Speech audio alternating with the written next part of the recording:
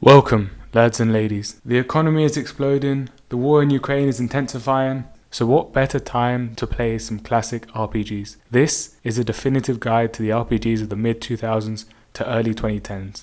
Enjoy.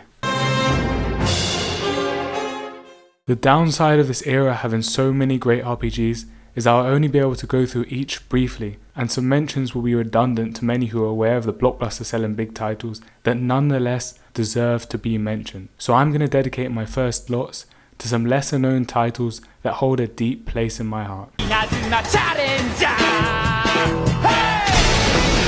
This series was my first gaming obsession. Like many kids, I grew up playing Pokemon, but this was something different. For a kid obsessed with football, who was beginning to get into anime and loved the tactical gameplay of Pokemon, playing this game was the closest thing I had to an orgasm as a preteen. And it still bangs. The story isn't worth talking about unless you like cliche underdog romps with terrible voice acting in the English version, but the gameplay from Inazuma 11 to Inazuma 3 will leave you anxious, waiting to pick up that 3DS to discover a new move and compete to get the best results.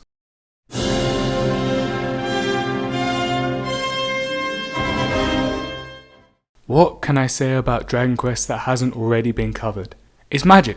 Pure, unadulterated magic in the literal sense. You'll experience the sheer wonder of a child all within a small device. And Dragon Quest IX is no exception.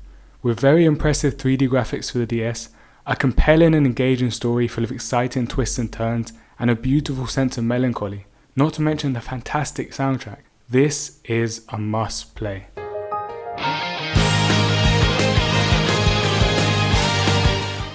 This series is a perfect example of never judging a book by its cover.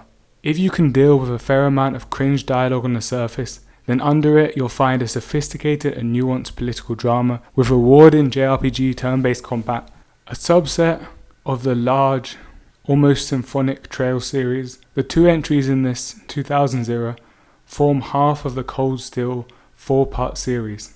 Now I can't say much without spoiling both titles, but all I can say, and can almost guarantee, is that every entry sees a grander and more ambitious plot, and the core gameplay system is consistently leveled up.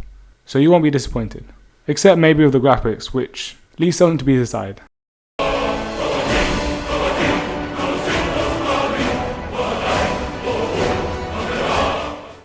It almost feels redundant to include the Elder Scrolls titles in this series. Not only are the two titles in this era, Oblivion and Skyrim, undisputed classics, they are some of the most widely played and modded games in the industry's existence.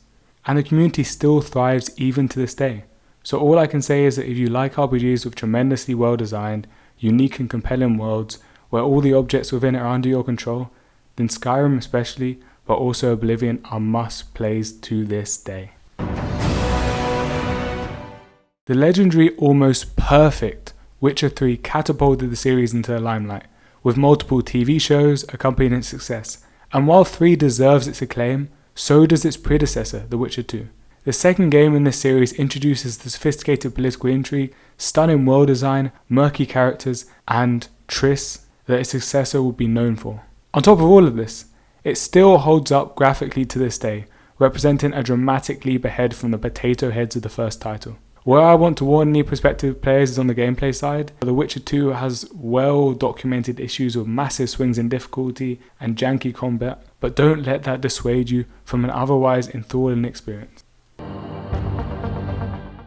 We've all seen the headlines of decline and forewarnings of a dystopic future where technology gets out of control and the relationship between man and the machine narrows. Well, the strange beauty of the golden-tinged Deus Ex dystopia will almost make you feel better about our moral decline.